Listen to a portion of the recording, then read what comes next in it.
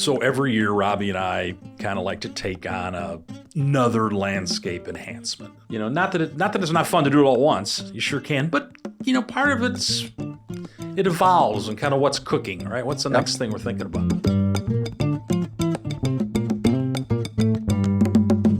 We squeezed a couple in last year, and actually fairly late in the year. One was a native plant install in part of our shaded oak savanna area. We had a big area where the turf wasn't happy. You're solving a problem then. And we're solving a problem. So actually Scott worked on the plant design and palette, and he did the plant layout, and I'm really excited to see the spring ephemerals and the sedges and all of the savanna native perennials come up where they once grew, all the time by themselves in this pre-settlement oak savanna that we live on the edge of.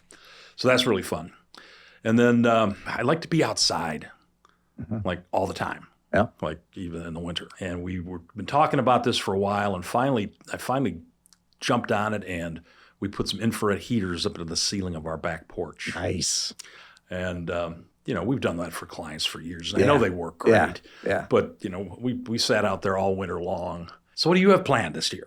Similar to you, I did a few things at the end of the year. I had a beautiful teak bench that was engraved from our old house a long time ago. And I could never find the great place at our current home to place it. So I did go to an oak tree, figured out how to hang it, place some stepping stones, and now I've got that space set up, and it's wonderful. And then I'm doing a couple of functional things. Now I have 4 drivers in our house. So that's extra vehicles in the driveway. So I'm expanding a little bluestone around one edge of the driveway to have a little bit more circulation space to the backyard. And then that affords a little opportunity to change some planting around there, maybe add a light. So again, kind of solving a functional problem, but in an aesthetic kind of way.